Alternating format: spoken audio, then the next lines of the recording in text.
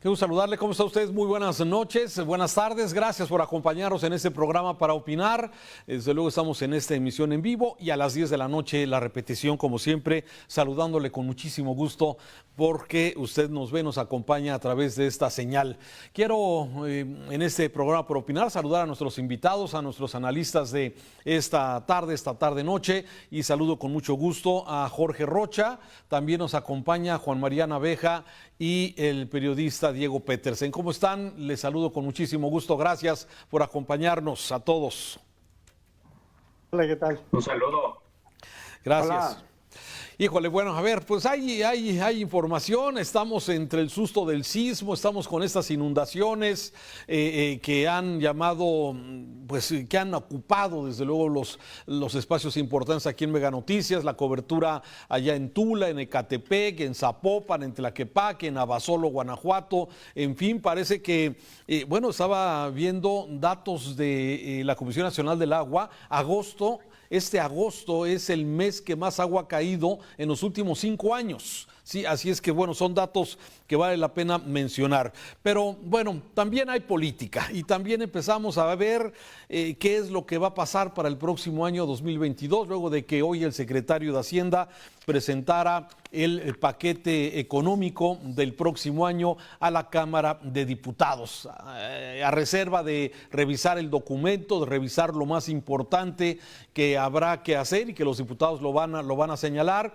Yo quisiera un comentario de ustedes para que nos puedan destacar qué sería lo importante en este presupuesto del 2022, sí, a reserva, lógicamente, de revisar el documento. Empiezo contigo, Juan María Naveja. Hola, ¿qué tal, Raúl? Muchos saludos, compañeros. Y bueno, pues sin duda alguna es un paquete interesante, Raúl, porque implica varios aspectos que este nuevo secretario de Hacienda, Rogelio Ramírez de la O, está mandando el mensaje. De entrada, el buscar incrementar en un 30% la base gravable es un reto para el propio gobierno. ¿Cómo? Raquel Buenrostro, la titular del SAT, tendrá que hacer un buen trabajo para que se logre un incremento de la base gravable y con ello poder lograr que se tenga una mayor disposición de recursos. Esa es la parte, creo que es una de las partes interesantes. Hay una buena inyección, o por lo menos una inyección en recursos para el sector salud.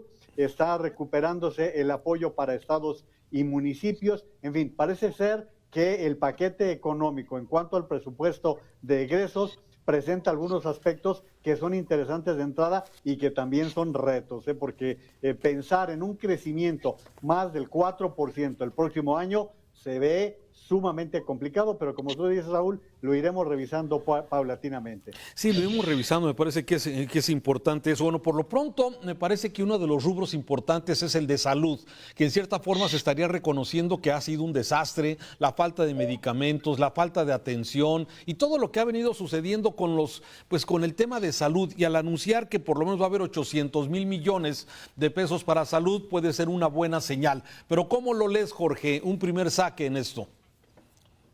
Bueno, a ver, quisiera resaltar el tema de esto de aumentar la base gravable. Evidentemente el presidente sigue con la lógica de no incrementar impuestos, que sería a los que ya pagan, hacerles que paguen aún más. Sobre todo ha habido propuestas que hablan de que la base más rica del país tendría que contribuir con mayor cantidad de impuestos. Al final parece que el presidente aguanta este tema del incremento de impuestos como tal. Pero, a ver, para mí la gran pregunta es si otros gobiernos, y hay que decirlo, no es el primer gobierno que trata de incrementar esta base de contribuyentes, no lo habían hecho. Yo no veo en este momento que haya condiciones para que podamos aumentar esa base gravable. La verdad es que lo veo muy complicado. Ojalá que se logre, porque yo creo que sí es un gran reto para el país, pero me parece que va a ser sumamente difícil. Y por otro lado, a ver, en el asunto de salud, me parece y creo que es una buena noticia que se quiera dar más dinero o más presupuesto al sector público, porque la pandemia lo que dejó en claro es que el sistema público de salud en México no es capaz de sortear una pandemia como la que estamos viviendo, y que cada vez que tenemos olas, el sistema tiende a colapsar o tenemos cosas gravísimas, como hemos visto en varios casos de hospitales del país. Me parece que eso es una buena noticia y que además, ojo, con este incremento no creo que realmente se vaya a resolver el problema de fondo. Tendrá que ser una inyección de recursos sostenida a lo largo del tiempo para que entonces realmente se vaya recuperando el sistema público de salud. Pero bueno, resaltando estos temas, me parece que son dos asuntos importantes, y también ya hablando en términos políticos, pues va a ser la primera vez que vamos a ver a las fracciones funcionando, a ver cómo se van a coaligar, quiénes van a votar a favor. Esa parte es la que también yo creo que hay que estar atentos. Habrá que ver si la base, se supone que la alianza que ya tenía Morena con el PT y con el Verde le da para sacar el presupuesto sin ningún problema, pero hay que ver quiénes empiezan a poner peros y quiénes empiezan a sumar al presupuesto del presidente. Bien, gracias, Jorge. A ver, ¿tú cómo lo ves? Tú siempre has señalado, Diego, que pues las prioridades se ven en el dinero, se ven en los presupuestos. Sí, efectivamente, Raúl. Y yo creo que, digamos, buena noticia la parte de salud, la parte de inversión en obra pública también, por supuesto que va a las obras que ya están en marcha. Pero fíjate, yo destacaría dos cosas. Me parece que lo que está planteando de OCDE, donde se está notando la mano de Ramírez de la O, es en forma de tratamiento al cobro de impuestos. Lo que está proponiendo es que todo ciudadano mayor de 18 años tenga en automático que tramitar su RFC. Esto de inmediato a lo mejor no te va a dar nada, pero significa que empieces tú desde ya a fiscalizar a todos los mexicanos. Y eso me parece que es un gran avance, Raúl. Es decir, finalmente, digamos que lo primero que tiene que hacer uno cuando se convierte en ciudadano es pagar impuestos y luego también empezar a exigir. Pero junto con el derecho al voto, encontrar, digamos, también su contraparte, que es la obligación con el Estado, la obligación solidaria de pagar impuestos. Entonces me parece que hay una buena propuesta. No sé si vayan a lograr aumentar la recaudación como lo están pensando. Sin embargo, me parece que sí hay buenas ideas. Hay algunos detalles que cumple, por ejemplo, con esta petición de gravar los productos femeninos, que me parece un muy buen guiño en este momento para con las mujeres. Y también, digamos, destacaría el tema de salud, que hay que decirlo, este dinero, como dice Jorge, no alcanza para subsanar los huecos que traemos. Tendría que ser esto durante muchos años, no para llegar a Dinamarca, sino simplemente para regresar al sistema que teníamos antes en el país. Y finalmente, destacaría, digamos, que hay una propuesta, el crecimiento de 4%, no, como bien dice Juan María, no se ve fácil, pero hay que acordarnos que todavía nos deben 2%, es decir, caímos 8% en el 2020, vamos a crecer 6% aproximadamente en el 21, si las cosas no cambian. Entonces, digamos, con el crecimiento de 4%, lo que tendríamos era un acumulado de 2% en los primeros 4 años de gobierno de López Obrador. Entonces, digamos, no me parece difícil, me parece, digamos, que es realista, pero no es para cantar ninguna victoria. Programas sociales van a seguir siendo la prioridad, de acuerdo a lo que dijo Rogelio Ramírez de la O en esta, digamos, presentación ante el Congreso, la entrega del paquete fiscal.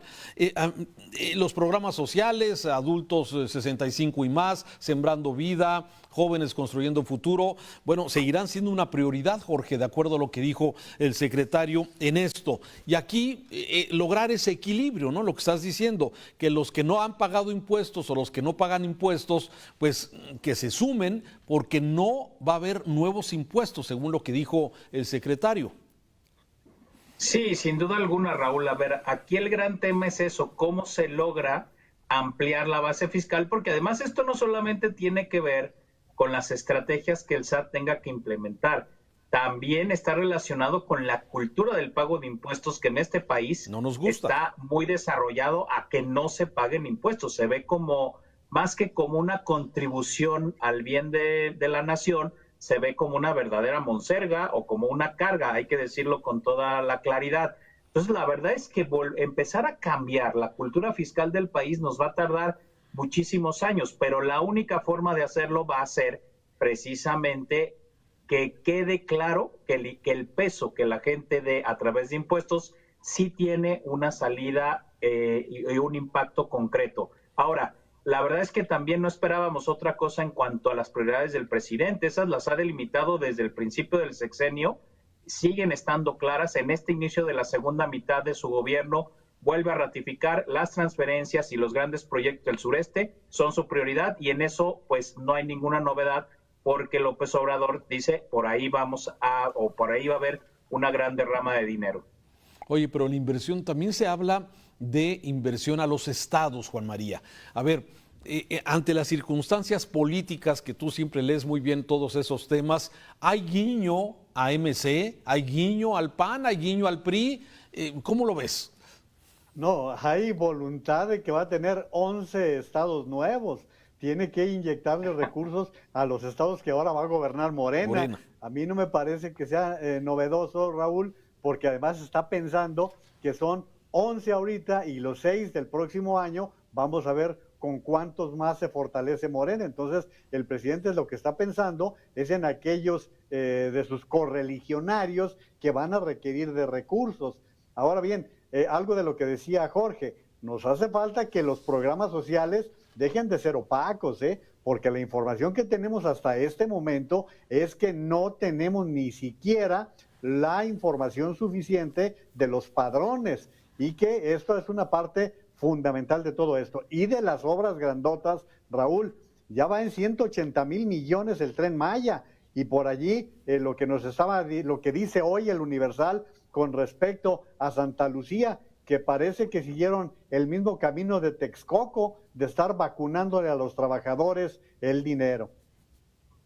Que ese es otro tema de lo cual vamos a tocar más adelante. Bien, sobre el tema del presupuesto, ¿algún comentario adicional, Diego?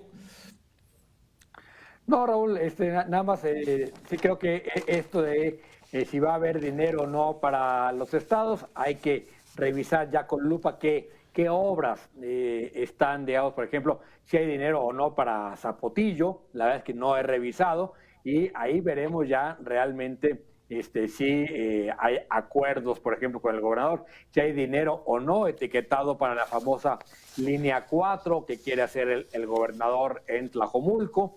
En fin, creo que hay que meterle todavía mucha lupa.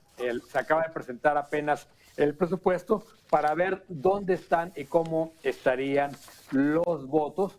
Para el presupuesto hay que recordar que no necesita el presidente más que la honorable mitad más uno, y eso sí la logra con sus partidos aliados. Es decir, hay que meterle lana al verde y nada más. Bien, vamos al siguiente tema, si les parece. A ver, es un fallo histórico, así lo han calificado, el tema del aborto. Y desde luego es un tema polémico. En México siempre ha sido un tema muy polémico, pero de acuerdo a lo que la Suprema Corte de Justicia aprobó en el proyecto de Luis María Aguilar, que considera inconstitucional la penalización del aborto cuando mujeres y personas gestantes deciden voluntariamente interrumpir su embarazo. Hay entidades que ya lo han aprobado, ustedes lo saben, han despenalizado el aborto, como México, Oaxaca, Hidalgo, Veracruz. Sin embargo, luego de escuchar el fallo de la Corte, sí, hay voces que se vuelven a levantar en este sentido.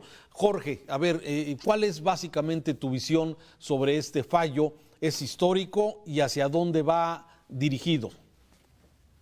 A ver, sin duda, Raúl, que es un fallo pues histórico, porque efectivamente muchas entidades se habían resistido a la aprobación del aborto, y hay que decirlo, no es una aprobación que tenga que ver con, digamos, entrar en una lógica, vamos a decir, de asesinatos. Tiene que ver con que las mujeres que decidan hacerlo con ciertas condiciones puedan abortar, que es lo que se ha legislado en algunos estados de la República, que tiene que ver con una temporalidad específica, ciertas condiciones en las que sí se tiene que practicar el aborto si la persona lo desea, incluso en algunos casos hasta el respeto de la objeción de conciencia de parte de los médicos, que también podrían decir, bueno, yo no estoy de acuerdo con la práctica, entonces no le entro. Pero sí, me parece que esto sí cambia este escenario. Por supuesto que iba a haber un sector de la población que es el más conservador, que se iba a oponer, que se ha opuesto desde hace rato a este tipo de medidas. Eso sin duda que iba a pasar. Seguramente vamos a ver algunos pronunciamientos de la Iglesia Católica Mexicana al respecto, en algunos, quizá en próximos días, pero me parece que todavía le cuelga y seguramente también los estados van a hacer adaptaciones de ello. ¿Eso qué significa? Que tendrán que legislar en cada una de las entidades al respecto del tema. Pero sí, sin duda eso ya se veía venir. La presión de los grupos feministas en torno a esto ha sido muy grande desde hace muchísimos años, y al final el sentido con el que la Corte funciona es muy parecido también a lo que tiene que ver con el uso lúdico y medicinal de la marihuana, es decir, aluden a las libertades individuales, y que en este caso ese es el punto central para decir no se puede penalizar. Bien, Diego, ¿tú cómo lo ves y qué antecedente crea este fallo de la Corte? Mira, a mí me parece interesantísimo. Por supuesto que va a seguir habiendo debate, va a seguir habiendo, digamos, muchísimas resistencias por un lado, y para que esto cause, digamos, realmente un cambio en la cultura va a pasar quizás una generación. Lo que es interesante del fallo son dos cosas, Raúl. Primero, que es prácticamente unánime, solo un ministro que no pudo acudir, dice que por la causa de fuerza mayor, no acudió a la sesión. Es el único que no se pronunció a favor. Y lo que está decidiendo la Corte es que dice, a ver, aquí hay un derecho de las mujeres. Lo que dice la Constitución es que el sujeto de derecho es la mujer, no el feto, el producto, o como le queramos llamar, ¿no?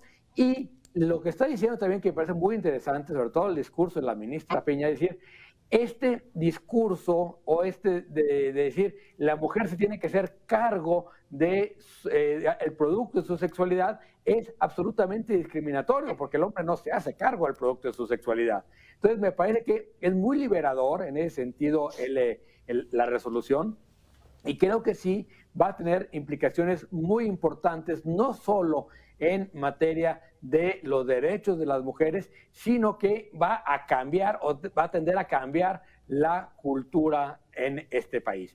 Y la otra puerta que me parece interesante, Raúl, es que finalmente es otra vez la Corte quien termina tomando decisiones sobre los temas fundamentales que los políticos, empezando por López Obrador, lo vimos hoy en la mañana y ayer patinando, diciendo la investidura no me permite meterme en polémicas, ¿no? Como si no se metiera en polémica todos los días. Es más conservador. Los políticos, más conservador. Sí, todos los que están sujetos al voto popular no van a querer tomar una decisión que de entrada divide a la sociedad y divide no solo a los que él quiere dividir, sino a sus propios votantes. Entonces, esto lo han hecho todos los presidentes, lo hacen los gobernadores, el gobernador igual. Entonces, en esos temas tan polémicos, en todos los países termina siendo la Corte, que no está sujeta a estos vaivenes políticos, quien toma estas grandes decisiones. Yo la celebro, entiendo que a mucha gente le parecerá terrible esta decisión, sin embargo yo lo celebro, sobre todo lo que respecta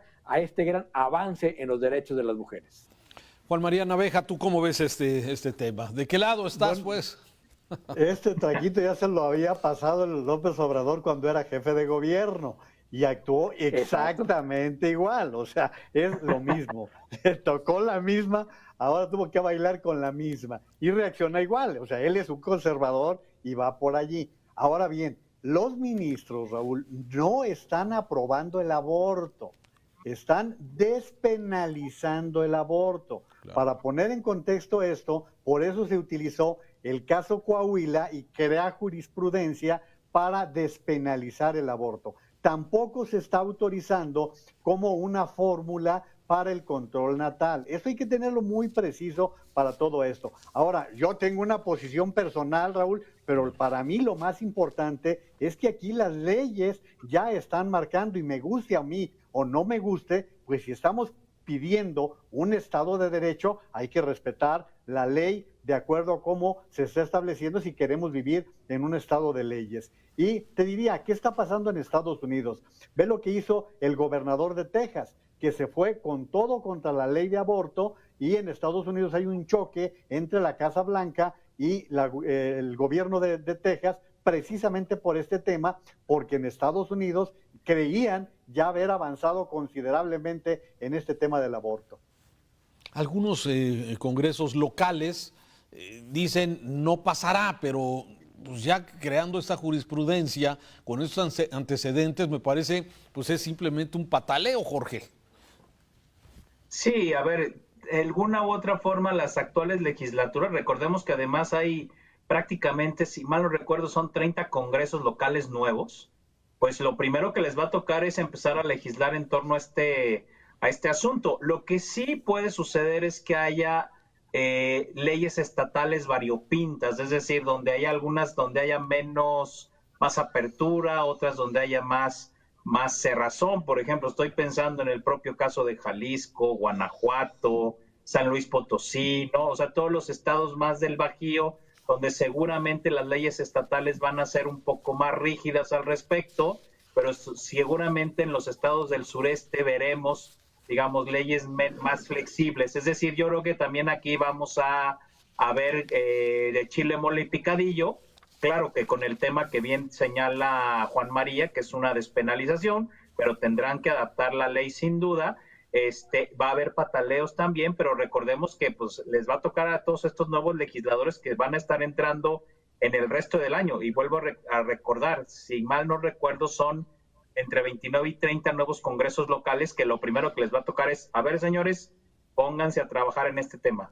No sé si se acuerdan, Raúl, del caso de Guanajuato, que digo, puede ser todo lo conservador que tú quieras, pero ese tipo de extremos que fue violentar prácticamente a una mujer señalada de haberse practicado un aborto, me parece que tampoco van con los tiempos en que estamos viviendo. Diego, terminamos contigo. Comentario final, sí. Nada, lo que dijo Juan María es muy importante. Es decir, lo que está diciendo la Corte es prohibido prohibir o prohibido criminalizar. Es decir, tú no puedes poner en tu Código Penal que una mujer será condenada a 3 o 6 años de cárcel por haber practicado un aborto. De ahí a cómo se maneje, se gestione este derecho de las mujeres en cada estado, creo que, coincido con Jorge, va a ser variopinto y ahí va a estar el jaloneo en la letra chiquita y en la práctica de la salud pública. Yo creo que aquí va a ser muy importante cómo instituciones como el IMSS, el ISSSTE, Salud para el Bienestar, este nuevo instituto, gestionen esta práctica, porque lo importante al fin de cuentas es lo que pase en la vida cotidiana. Por eso digo que estamos lejos de que se pueda decir que esto ya en México es una práctica, digamos, descriminalizada. Va a haber incluso criminalización, digamos, no legal, ¿no? Va a haber, puede haber discriminaciones, otro tipo de cosas, pero creo que finalmente es el inicio de un proceso todavía muy largo. Bien.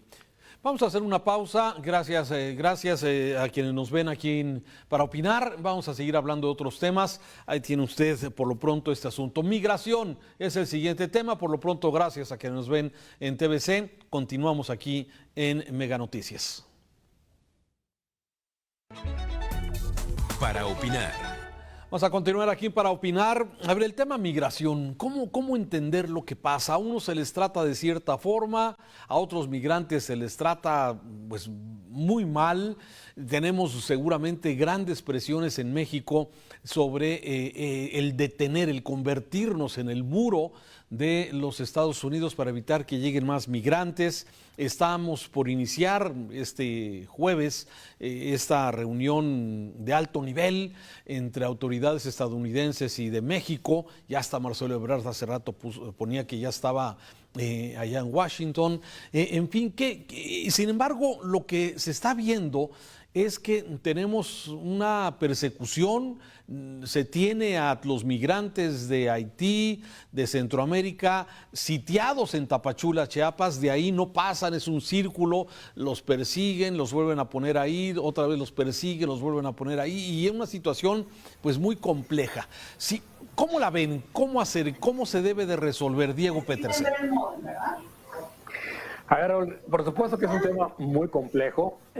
Aquí quizás lo que es tristísimo es que nos estamos convirtiendo en México en eso que tanto criticamos de Estados Unidos, en el trato que se da a la migración, porque finalmente sí, migrar es un derecho, el problema es quién te lo respeta, ¿no? Entonces, lo que ha hecho este gobierno, hay que decir que esta política empezó desde gobiernos anteriores, pero se ha recrudecido muchísimo con la actual administración, es prometerle a Estados Unidos que no dejaremos pasar a los migrantes. Ya hemos comentado, digamos, este absurdo del presidente que dice, en este país no se violan los derechos humanos, pero que no pasen los migrantes porque no podemos garantizarles que no vayamos a violar sus derechos humanos, ¿no? Que es un verdadero absurdo. Entonces, ¿qué está haciendo México en la práctica? Se está convirtiendo en la frontera sur, como se dijo por lo menos desde el año 2001, después de hace justamente 20 años, cuando viene este problema de las Torres Gemelas, que entonces Estados Unidos sella su frontera, y dijo México, si quieres que mantengamos una mejor relación, tú sella la frontera del sur. Y esa propuesta la hizo, de hecho, la puso Jorge Castañeda de la mesa. Si queremos libre tránsito en el norte, tenemos que sellar el sur. Y eso es absolutamente pragmático. ¿Cómo deberíamos de tratar a los migrantes? Bueno, yo creo, Raúl, es que a México no le va a pasar nada si deja pasar estos migrantes. Es decir, para el tamaño de población que somos, no va a pasar nada. Es un asunto mucho más político que práctico, en realidad. Vemos cómo muchos migrantes, los hemos visto, se van quedando en el camino y van buscando trabajo en México, y otros logran cruzar. La verdad es que no haría ninguna diferencia en términos de la economía del país. Sin embargo, el discurso xenófobo, el discurso de discriminación sí aumenta con este tipo de acciones, que me parece que el gobierno la está haciendo muy mal. Juan María Naveja, ¿hay solución? ¿Esperas algo de esta reunión de mañana de alto nivel? ¿Algo cambiará? La verdad es que para esta reunión del grupo de alto nivel se metió de rebote, no era un asunto que estaba incluido para este grupo. Este grupo era estrictamente económico, Raúl. Sí. Este grupo se formó en 2013 por los dos gobiernos, el de Obama y el de Peña Nieto, y estaba buscando básicamente el trabajo económico por parte de los dos gobiernos. Lo que pasa es que vino el de Trump y ya no hubo ninguna reunión de este grupo de alto nivel. Inicialmente se iba a abordar únicamente el tema económico, el tema comercial, de paso el Tratado de Libre Comercio y de alguna manera el legal. Pero como ya es un problema grave para los Estados Unidos, porque ahora resulta que traemos un problema de derechos humanos tanto en el sur de México como en el sur de Estados Unidos, y eso está obligando a que se esté abordando el tema. El presidente López Obrador, yo no sé, pues él sigue viviendo en el siglo pasado, porque mandó una carta en la cual está proponiendo que los programas sociales de México se extiendan a Centroamérica, al Triángulo del Norte, y por otro lado está sugiriendo que Estados Unidos dé visas de trabajo. Ese tema ni siquiera es para el presidente Biden, este tema es para el Congreso de Estados Unidos. Pero dentro de todo esto, también las cifras. Decía Diego, ciertamente las cifras para un país de 126 millones no nos asustan. Nos asustan en la medida en que el Instituto Nacional de Migración y el COMAR no tienen la capacidad de asegurarse quién es cada uno de los que están entrando al país. Nada más ahorita hay más de 100,000 haitianos que están tratando de entrar a México, y para registrar a cada uno de ellos y darles una visa temporal, pues se lleva un buen rato. Tampoco hay que agarrarlos a garrotazos como ha ocurrido recientemente. Entonces, estamos ante una problemática de muchas aristas, Raúl, y que, imagínate, el reporte que da Migración es que a México han ingresado gente procedente de 97 diferentes países.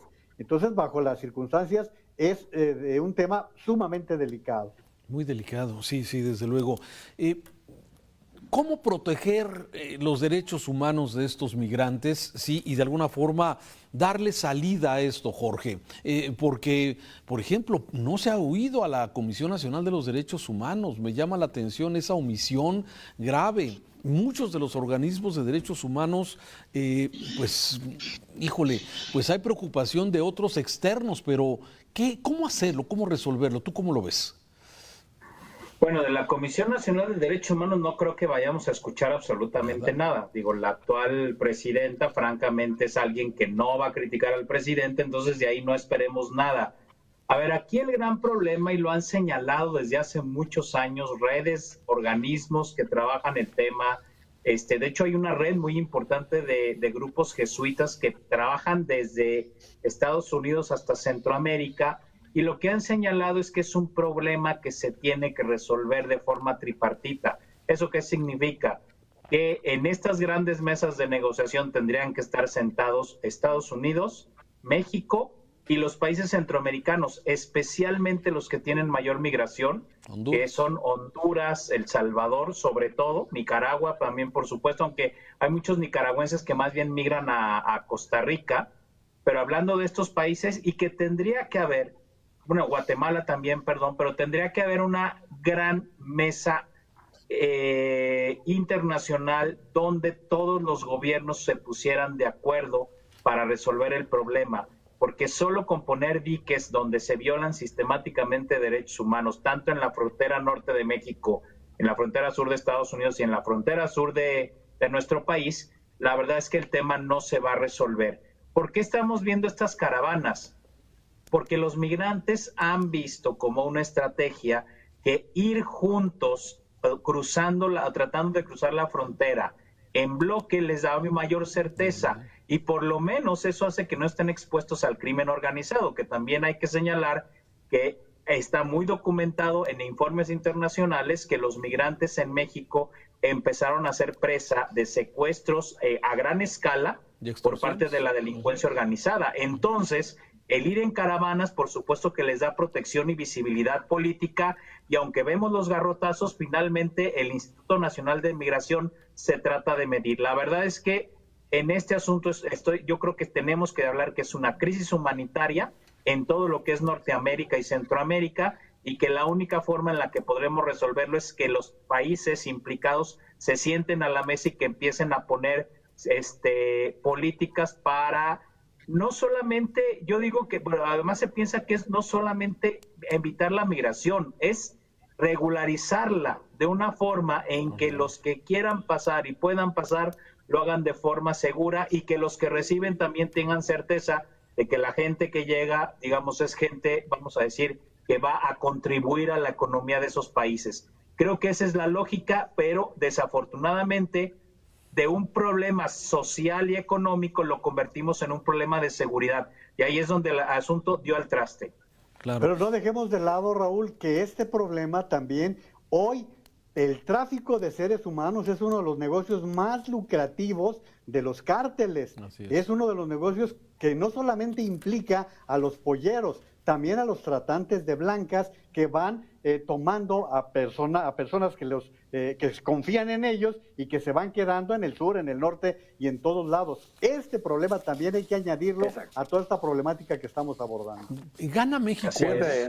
Gana México. Raúl, que... Sí, Diego, un comentario a lo que decía Juan María. Sí. Tonatiuh Guillén, que fue exdirector del Instituto Nacional de Migración y exdirector del Colegio de la Frontera Norte, dice que los cálculos andan de $1,000 millones al mes, lo que significa el tráfico de personas. ¿Has oído a Santiago Nieto hablar sobre el tema? No. Bueno. Sí.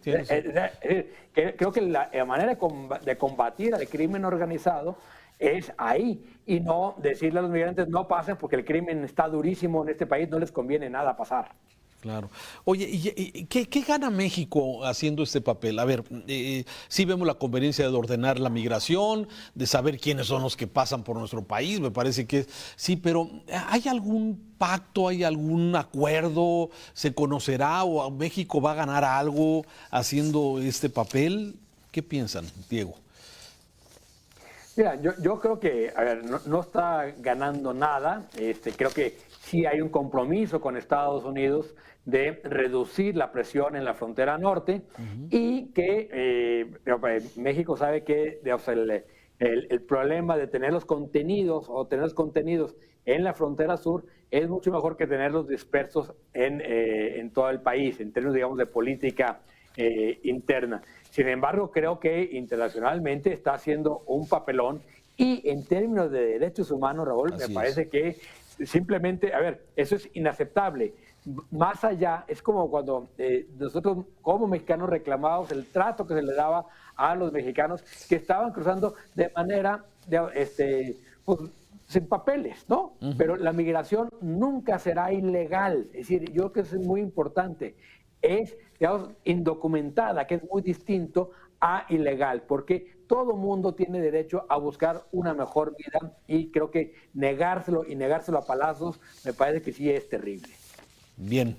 ¿Algún comentario final de esto, Jorge, Juan María, para pasar al siguiente tema? Sí. A ver, a mí, Raúl, me parece que es un tema donde que hay que escuchar a las organizaciones que han trabajado. Vuelvo a repetir, hay una red muy importante de organizaciones jesuitas. También está la Pastoral de la Movilidad Humana de las Arquidiócesis de México, que son los que tienen más el día a día de la vida de la migración. Me parece que es un actor que se tendría que sumar a estas discusiones porque son los que tienen los diagnósticos certeros y además han generado muchas propuestas de política pública y legal para resolver el asunto. Yo agregaría lo que decía Jorge, esa reunión tripartita también tendría que implicar la responsabilidad de los países expulsores, porque hablamos de México, de Estados Unidos, pero ¿dónde están los gobiernos de Honduras, de El Salvador, de Guatemala? Estamos viendo que el presidente de Guatemala está siendo señalado de corrupción, estamos viendo que en El Salvador está produciéndose lo que teníamos en México, el país de un solo hombre, a Nayib Bukele, controlando el legislativo, controlando el judicial a tal grado de que ya está amarrando una reelección, y Honduras en donde el presidente es señalado de tráfico de drogas. De hecho, su hermano está preso en los Estados Unidos. Bueno, vamos rápidamente a otros temas, si les parece, pasar a temas locales. Estamos ya a semanas de los cambios de administraciones municipales y están enfrentando situaciones muy especiales, muy específicas. El tema, por ejemplo, de las inundaciones en Tlaquepaque, en Zapopan, estos, digamos, gaviones que de alguna forma se han colocado, vasos reguladores, que a veces parecieran insuficientes para poder contener estas bajadas de agua que son impresionantes. Sí, ¿qué es lo que de alguna forma habría que hacer? Los alcaldes, aquí han estado los electos y los que iban de salida, excepto Ismael del Toro, sí, pero nos han dicho es que están invadidos los canales, es que se construyeron, sí, hubo construcciones sobre los cauces, sí, hay asentamientos ilegales o irregulares, sí, se han reducido los canales, en fin, un problema viejo, un problema fuerte, y que esto lamentablemente va a continuar. Los gaviones, por ejemplo, esto que estamos viendo, que subimos ayer ahí en esta zona, pues están materialmente asolvados y además muchos semidestruidos. Entonces, bueno, ¿qué hacer? ¿Cómo hacerlo? A ver, Diego.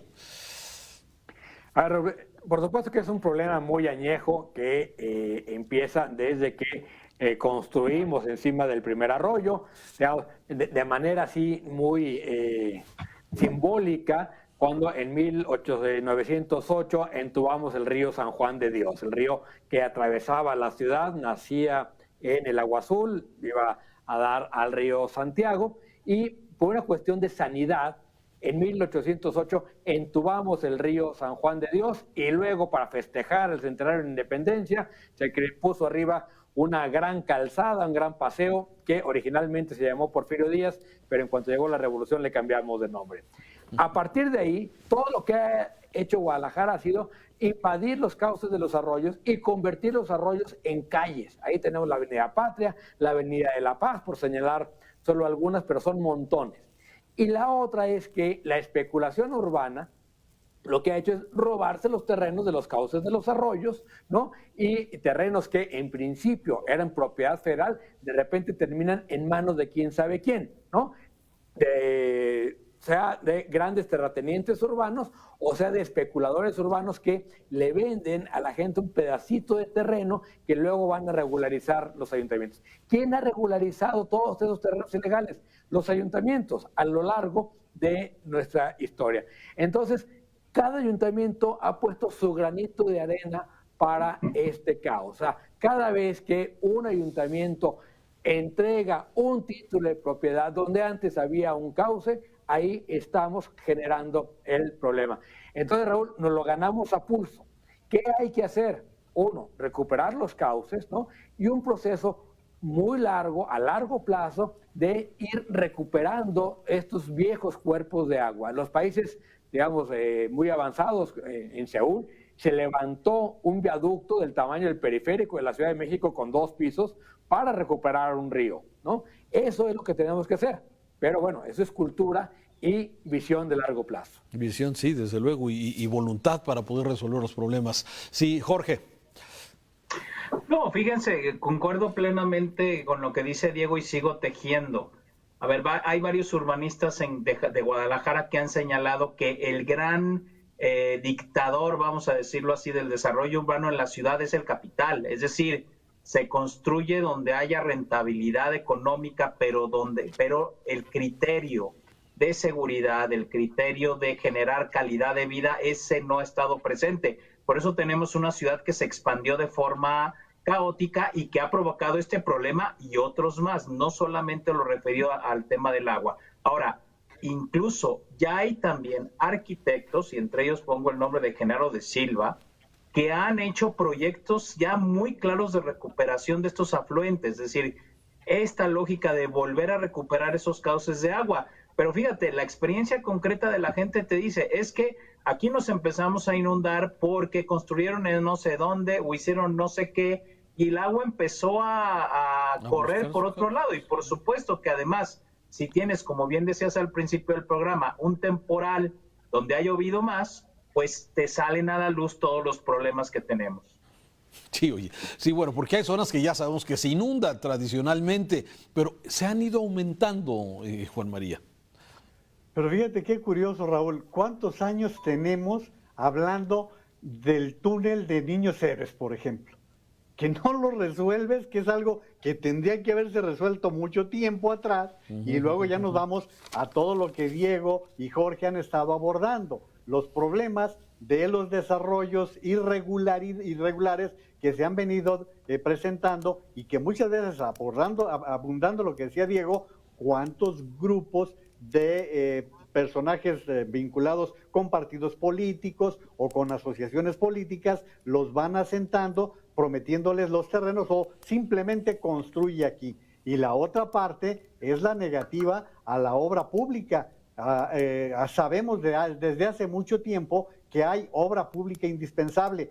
Y luego, Raúl, lo que ha venido señalando Mega Noticias, cómo hemos llegado tarde a la solución de problemas. Cada año se incendia el bosque de la primavera y está creciendo la problemática. Ahora es más intensa la lluvia, es mucho más intensa la lluvia de este año que de los anteriores. ¿Qué se llama eso? Calentamiento global, Raúl. Claro. Sí, pero eso va a ser cada día peor, eso no va a bajar. Los incendios forestales, pues ya sabemos que devastan el suelo y llega el aguacero y pues se lleva el resto de tierra y eso es lo que genera este asunto. Problemas que hemos ido dejando crecer y que de alguna forma tampoco se han atajado de golpe, ¿no? Como cada uno va poniendo, como bien se decía, su granito de arena para llegar ahora a este caos. Y lo ligo con el tema de la basura. Sí, a ver, se había anunciado, bueno, no se había anunciado, se había hecho medio a escondidas. Mega Noticias dio a conocer que se iba a construir un basurero metropolitano en Tala. Sí, y esto de alguna forma, luego las licencias de construcción se dan después de que habían empezado la obra, un particular, una mujer, sí, que resulta que iba a hacer CAPSA. en fin, en un terrenito para hacer un relleno sanitario de 30 hectáreas, cuando para hacer un relleno se necesitaría pues extensiones grandes para poder amortiguar los efectos de un tiradero con pues con los fraccionamientos, con las áreas de población. Pero pues así mal hecho todo esto. Finalmente el gobernador, al darse cuenta que pues estaba esto muy mal, pues decide cancelar el proyecto de, no sé cómo se llamaba, industria circular de la basura, pero bueno, es lo de menos. Lo importante es qué hacer, cómo resolver el problema de la basura, que es de todos. A ver, Juan María, si quieres empezamos contigo. Pues mira, en este caso es Pablo Lemus quien logró hacer que se frenara la situación, porque le iban a entregar el contrato a CAPSA a unos días de que él tome posesión. Entonces realmente fue el próximo alcalde de Guadalajara quien intervino en todo esto. Pero Raúl, cada 3 años es la misma historia. Se está revisando cada entrada y salida de presidentes municipales, el contrato de la basura, y no lo vamos resolviendo en cosas esenciales, porque no nada más es la recolección, no estamos entrando a una conciencia de lo que significa el manejo de los desechos por parte de nosotros primero como ciudadanos, pero luego las industrias, los hospitales, en fin, todo lo que esto representa. Pero yo creo que de no haber sido por esa intervención de Pablo Lemus, no sé qué digan Diego y Jorge, pero creo que le hubieran entregado ya las cosas resueltas con CAPSA. Sí, bueno, a ver, hay muchas lecturas desde luego de todo esto, ¿no? Pero bueno, al ver el desastre que se estaba cometiendo, pues se adelanta el gobernador para decir, no estoy de acuerdo y lo cancela. Pero coincido contigo, o sea, Lemus levantó la mano y decir, oye, espérame tantito. Pero a ver, ¿tú cómo lo ves, Diego? A ver, es que son dos cosas distintas. Uno es lo que para Pablo Lemus es el contrato, la CAPSA. revisión del contrato de CAPSA con la recolección de basura de Guadalajara. ¿Por qué lo para? Pues porque quiere negociarlo él cuando llegue, ¿no? Y no que lo negocie el saliente. ¿Por qué lo quería negociar el saliente? Pues bueno, suponemos que sabemos que estos contratos así han sido a lo largo de los años. El problema es que cada 3 años se vuelve a negociar y cada alcalde pone alguna condición que muchas veces no son claras. A ver, el problema de la basura es un problema que hay que verlo de manera, metropolitana. Creo que esa es, digamos, la única virtud de todo este desastre que hemos visto en estos últimos días, es que finalmente se impone la visión de que hay que hacerlo de manera metropolitana. Y 2, el basurero, por ejemplo, de Tala, el lugar era realmente bueno, se hace muy mal, pero tiene su gran virtud, que es lo que llaman una cuenca endorreica, es decir, que no tiene derrame a ninguna otra cuenca. Entonces, por eso era un lugar ideal para hacer un tiradero. No va a ser fácil encontrar dónde tirar tanta basura, pero tenemos que cambiar la cultura de la basura. Exacto. Si tú te acuerdas, Raúl, cuando en 94, que Falcón pintaba ahí el alcalde de Guadalajara, Mora López, con su mecapal, con la basura en la cabeza, porque no había dónde tirarla, se hace el contrato con CAPSA, que era una constructora que luego se dedica a la basura, a asociarse con Eagle, la gran empresa estadounidense, se crea CAPSA Eagle, y la verdad es que se resolvió el problema de el servicio de recolección de basura. Lo que no hemos resuelto es la disposición. Claro. Había, por ejemplo, este gran proyecto de una planta de transferencia en el periférico, ya hasta vendieron el terreno, ahí se Zapopan, ¿no? Entonces se hizo el terreno y nunca se hizo esta planta de transferencia. No estamos haciendo una disposición ni inteligente, ni ecológica, ni sustentable del tema de la basura. Entonces, ojalá esta crisis nos ayude a regresar a los básicos. ¿Qué hacemos como ciudadanos con la basura? A ver, yo creo que lo has tocado claramente. El problema no solamente es la recolección, que es un gran problema, no solamente la transferencia, sino todo lo que se ofreció, además de esa planta separadora de basura, una planta para manejar los lixiviados. También se había ofrecido una campaña social para poder separar la basura. Esto que tú estás tocando para no generar tanta basura, pero tampoco se ha hecho, Jorge. No, a ver, recordemos que cuando fue Aristóteles Sandoval, presidente municipal de Guadalajara, llegó una iniciativa que decían, por fin, ahora sí vamos a separar, todo el mundo nos pusimos a comprar por lo menos nuestros 3 botes, y seguramente en las casas de algunos de ustedes esos botes todavía están, y no pudimos hacerlo socialmente, es decir, no pudo haber un proceso de educación para la separación de la basura, pero tampoco CAPSA en aquel momento pudo hacer una recolección diferenciada. Creo que desde ahí parte, e incluso la concepción de qué es basura y qué no. Hay ya iniciativas sociales que dicen es que hay que empezar a modificar los empaques, hay que volver a las bolsas de reusables, hay que volver incluso al vidrio para que sea más reciclable. Es decir, socialmente hay esfuerzos desconectados y me parece que sí, el cambio para que logremos resolver esto es enorme, porque si seguimos produciendo la cantidad de toneladas de basura que, si mal no recuerdo, son alrededor de 1,800 toneladas diarias en la zona metropolitana de Guadalajara, que es una locura, no va a haber lugar donde quepan. Lo que tenemos que hacer es cómo en los hogares se reduce la producción de basura y la concepción misma de qué es basura o no. Y ahí los ambientalistas tienen mucha información al respecto. Sí, pero tiene que haber voluntad política, tiene que haber un proyecto empresarial, en este caso de los responsables de la concesión de todo esto, y darle una solución metropolitana, como bien se ha señalado en este sentido. En fin, me parece que el reto es importante, a ver qué acuerdo, a ver qué respuesta dan los alcaldes como propuesta para un tiradero metropolitano. Dice Zapopan, Picachos no. Sí, apenas recibe algo de Zapopan. Es muy pequeño. Laureles, de alguna forma, pues ya lo quieren cerrar después del desastre que ha sido en incendios, en mal manejo, etcétera. Sí, hay otro en Iztlahuacán, si no me equivoco, también otro tiradero. El que maneja Tlaquepaque es otro tiradero que también se llama Hazard, tienes toda la razón. Hazard, sí. Entonces, Raúl, nada más para puntualizar una cosa, es muy importante que una vez que se decida a dónde vamos a poner la basura, también respeten los municipios, porque luego vamos invadiendo con vivienda y luego llega la vivienda después de que está ahí el tiradero y se crea el problema social. Lo mismo hicimos, hay que autorizar vivienda en El Salto, que es una zona industrial, autorizar vivienda al lado de los tiraderos acá de Tonalá, o incluso el de Tala, ¿sí? Que ya estaba del lugar dispuesto para el tiradero y llegó a la vivienda después. Un fraccionamiento, sí, a un lado. Diego, gracias. Jorge, gracias. Juan María Naveja, muchas gracias. Nos vamos, los esperamos la próxima semana.